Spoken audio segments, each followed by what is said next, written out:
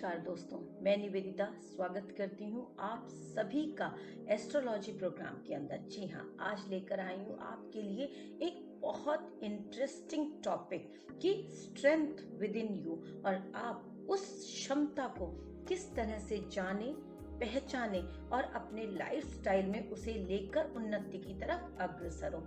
क्यों? क्योंकि ये सभी प्लैनेट्स तत्वों के रूप में आपके अंदर विद्यमान है। अगर एक भी तत्व इम्बैलेंस होता है तो फिर हमारी लाइफस्टाइल ही इम्बैलेंस हो जाती है।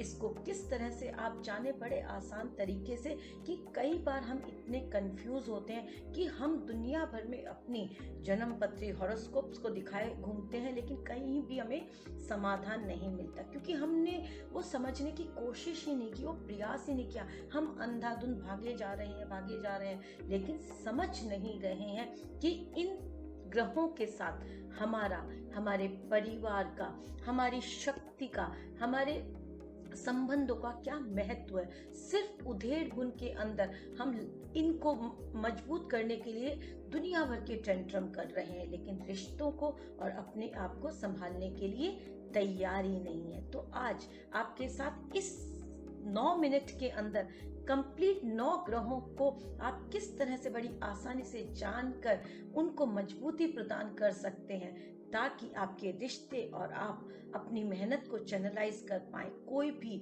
विपत्ति या हर्डल आपके लाइफस्टाइल में ऐड ना हो। आज मैं आपके साथ बोर्ड के ऊपर कंप्लीट 9 ग्रहों की स्थिति को, जो काल पुरुष की हॉरोस्कोप बनती है, उसको मेंशन करके डिस्कशन कर रही हूँ। जी हाँ दोस्तों, आपने नोटिस किया हो कि जब भी काल पुरुष की हॉरोस्कोप निर्मित होती है, उसके प्रथम भाव में और अष्टम भाव में मंगल की राशि होती है। ऐसा क्यों? क्योंकि ये आपका व्यक्तित्व है और ये आपका मृत्यु आयु का स्थान है, और ये भी मृत्यु आयु का स्थान है। और जो भी हर्डल्स आप अपने मेहनत से, अपने पराक्रम से, अपने व्यक्तित्व से दूर करते हैं, तो फिर आप अपनी पूरी जन्म पत्री को चैनलाइज कर लेते हैं। लेकिन अगर आपका पराक्रम ही, आपका व्यक्तित्व ही चैनलाइज नहीं है, तो फिर कोई सार नहीं है। मंगल को ये स्थान मिला, सूर्य की उच्च राशि है, और अष्टम हर्डल्स, हमारा अज्ञात यानी पूर्व जो है, उस बाधा को हम किस तरह से दूर करें, वो सारी शक्ति आपके अंदर निहित है। और जिसका भी मंगल कॉन्फ्लिक्ट में होगा, जिसका भी बहन भाइयों के साथ संबंध खराब होगा, स्पेशली छोटे भाइयों के साथ संबंध खराब होगा, उनके भूमि विवाद जरूर होंगे। क्यों? क्योंकि आप अपनी शक्ति का दुरुपयोग कर रहे हैं, आप अपने पराक्रम का दुरुपयोग कर रहे हैं, आप आलसी हैं, आप मेहनत नहीं करते हैं, तो आपका मंगल प्रभावित होगा। मंगल आपका पराक्रम है, आपकी मेहनत है, आपके छोटे बहन भाई है, आपका एग्रेशन, आपकी जल्दबाजी है, आपका अधीरता है। और अगर यही मंगल संयमित है, तो फिर आप पूरी कुंडली को संयमित कर लेंगे, क्योंकि इनके पास वो ताकत है जो आपके हर्डल्स को दूर करके आपके व्यक्तित्व को चैनलाइज करती है। दूसरा स्थान शुक्र को मिला, 2nd हाउस और 7th हाउस, यानी कि धन, वाणी, कुटुंब का स्थान, और आपके जीवन साथी पार्टनर का स्थान, काम काज का, डेली वेजेस का स्थान। जी क्यों?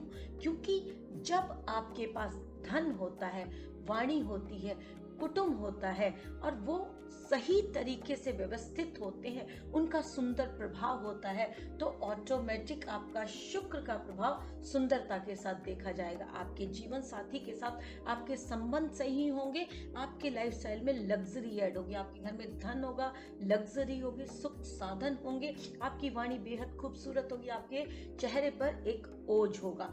अगर यही शुक्र आप अपनी वाणी से खराब कर लेते हैं, आप अपने संबंधों को खराब कर लेते हैं, आप अपनी पैतृक संपत्ति में विवाद कर लेते हैं, तो आप अपने जितने भी पार्टनर्स हैं, जितना भी काम काज है, जितना भी डेली वेजेस है, जितना भी जीवन साथी के साथ आपका व्यवहार है, उसको कॉन्फ्लिक्ट कर लेते हैं। कितनी सुंदर ये स्थितियां निर्मित होती हैं हॉरोस्कोप के अंदर, जिनको सिर्फ जरा से प्रयास के साथ आप जानकर, पहचान कर अपने उस प्लेनेट की क्षमता को जान सकते हैं, और उस प्लेनेट की क्षमता को मजबूती प्रदान कर सकते हैं, सिर्फ जरा सा अपने रिश्तों को सुधार कर। क्योंकि शुक्र को ये दोनों घर मिले, घर में पत्नी, माँ, बहन, बेटी अपनी भूमिका निभाती हैं, और सप्तम यानी कि हमारा लाइफ पार्टनर जो हो जाता है, मेल के लिए फीमेल और फीमेल के लिए मेल, वो जो जीवन साथी है, वो जो हमारा हाफ अर्धांगिनी है, यानी जो हमारी हाफ लाइफ पार्टनर है, वो कहीं ना कहीं हमारे कामकाज में पूरी भूमिका निभाती है। सप्तम के बाद हमारी लाइफ का सेकंड फेज स्टार्ट हो जाता है। इसलिए इन दोनों भावों को शुक्र को दिया गया, और शुक्र की सुंदर स्थिति तय कर देती है कि आपके इन दोनों भावों का प्रभाव क्या रहेगा। तीसरा भाव और छठा भाव बुध को दिया गया, यानी आप जब अपनी मेहनत को चैनलाइज कर देते हैं, क्योंकि इस भाव के कारक मंगल भी होते हैं, जब आप अपनी मेहनत को चैनलाइज कर देते हैं तो आप बुद्धिमान हो जाते हैं, और जब आप बुद्धिमान हो जाते हैं तो फिर आप अपने रोग ऋण शत्रुओं पर हावी हो जाते हैं, और जब आप रोग ऋण शत्रुओं पर हावी हो जाते हैं तो फिर आप अपने हर वेस्टेज को, हर हर्डल को कट करके जीत हासिल करते हैं। क्योंकि अगर 3 का 3 किया जाए तो 6 डबल हो जाता है, और 6 रोग ऋण शत्रुओं पर आप पूरे प्रभाव के साथ, पूरे क्षमता के साथ, अपनी बुद्धि के इस्तेमाल के साथ, अपने छोटे बहन भाइयों के साथ, क्योंकि जब मुट्ठी बंदी होती है तो लाख की वरना खाक की। तो अगर ये भाव आपका मजबूत है, आपकी बुद्धि का सही सदुपयोग आप करते हो, आपकी वाणी प्रखर है, आप के जो कर्म, जिन हाथों से हम कर्म करते हैं उनका आप सही सदुपयोग कर रहे हैं, उनका मिसयूज नहीं कर रहे हैं, आपकी कलम में ताकत है, तो फिर आप सबको अपने अकॉर्डिंग कर लेंगे। अगर आपकी कलम में ताकत है तो फिर गवर्नमेंट आपके साथ हो जाती है, आप बहुत सारी चीज़ों को अपने अकॉर्डिंग कर जाते हैं, कंपटीशन आप विन कर जाते हैं। चंद्रमा को एक ही स्थान मिला क्योंकि ये हमारी माँ, और पंचम सूर्य ये हमारे पिता। कितनी सुंदर स्थितियां निर्मित हुई कि माता पिता और पंचम से पंचम आत्मा, यानी संतान जो हुई वो हमारी आत्मा को शो करती है, और हमारी संतान जिस भाव को लेकर उत्पन्न होती है वो हमारे उस क्षेत्र से संबंधित कार्य को प्रखरता की तरफ बढ़ाने वाले हो जाते हैं। तो पंचम से पंचम सूर्य को दिया, यानी और पिता पुत्र एक बहुत सुंदर स्थितियों का निर्माण करते हैं। अगर ये जुड़े हुए हैं तो फिर बहुत ज़्यादा सुंदर स्थितियां आप अपनी पत्रिका में देखेंगे। लेकिन जब आपका सूर्य के साथ कॉन्फ्लिक्ट हो जाएगा तो फिर आपका प्रारब्ध क्या, वर्तमान क्या, भविष्य काल क्या, सब व्यर्थ हो जाएगा, क्योंकि ये आपका बुद्धि का, शिक्षा का, संतान का भाव हो जाता है। तो इसका प्रॉपर होना बहुत बहुत ज़रूरी हो जाता है। सूर्य, अगर आप अपने पिता की आज्ञा का पालन करते हैं, अगर आप अपनी जुबान पे सटीकता के साथ उतरते हैं, अगर आपके कोई भी ऑर्डर्स टाइमली फुलफिल हो जाते हैं, उनके अंदर कोई कॉन्फ्लिक्ट्स नहीं आते हैं, आपकी कही बात का लोग मान रखते हैं, तो समझिए आपका सूर्य प्रभावी, आपकी संतान के साथ आपके रिश्ते अच्छे होंगे, या पिता के साथ आपके रिश्ते अच्छे होंगे। लेकिन अगर पिता पुत्र में ही विवाद है तो फिर सूर्य और मंगल कहीं ना कहीं आपकी मेहनत को ही चैनलाइज नहीं करेंगे, आपके जो पराक्रम है वही सफलता देने वाला नहीं रहेगा। वही छठा स्थान हमारे रोग ऋण शत्रु भाव को दर्शाता है, और बुध की राशि हो जाती है। तो इनको हम अपनी सूझबूझ से बड़ी आसानी से सॉर्ट आउट कर सकते हैं। लेकिन अगर हम सूझबूझ के साथ नहीं हैं, हम रोज विवादों में पड़े रहते हैं, हमारी वाणी कड़वी है, हमारे काम सही नहीं है, हमारा कुछ भी छिपाव के साथ काम होता है, तो कहीं ना कहीं अपने बुद्ध को प्रभावित करते हैं। बहन बेटी बुआ के साथ हमारे संबंधों में खिन्नता है तो फिर हम अपने बुद्ध को प्रभावित कर लेते हैं। इसलिए ज़रूरी है कि समय पर सबका मान रखा जाए, छोटों की इज्जत की जाए, बड़ों के साथ सहयोग किया जाए। बहुत सारे प्लेनेट अपने आप में बखूबी बयां करते हैं। सप्तम भाव, जैसा मैंने पूर्व में कहा, जीवन साथी और पार्टनरशिप का हो जाता है, डेली बेसिस का हो जाता है। तो धन आगमन किस तरह से आपको चैनलाइज करना है वो आपका पराक्रम बता देगा, क्योंकि मंगल को काल पुरुष की हॉरोस्कोप में प्रथम भाव मिला और पूर्ण सप्तम दृष्टि से वो 7th हाउस को देखते हैं। यानी अगर आप पराक्रमी हैं तो फिर आपकी डेली बेसिस, आपके धन आगमन, आपके जीवन साथी के साथ आपके रिश्ते वो सब मधुर होते चले जाएंगे। अष्टम, जैसा मैंने मंगल के साथ डिस्कस किया कि आप अपने हर्डल्स को अपने पराक्रम से दूर कर लेंगे, क्योंकि आप कहीं ना कहीं जब एक्सरसाइज करते हैं तो आप अपनी आयु को बढ़ाते हैं, और जब आप अपनी आयु को बढ़ाते हैं तो फिर आप अपने स्वास्थ्य को ठीक रखते हैं। जब आप अपने स्वास्थ्य को ठीक रखते हैं तो आप खुश होते हैं, और खुश होते हैं तो फिर आपका धन आगमन होता है, धन आगमन होता है, बुद्धि चैनलाइज होती है। ये बहुत सारी चीजें बेहद खूबसूरती के साथ जुड़ती हुई चली जाती हैं। अब आ जाता है नवम भाव, जो पंचम से पंचम माना जाता है, यानी कि गुरु की राशि को मिला। गुरु कौन?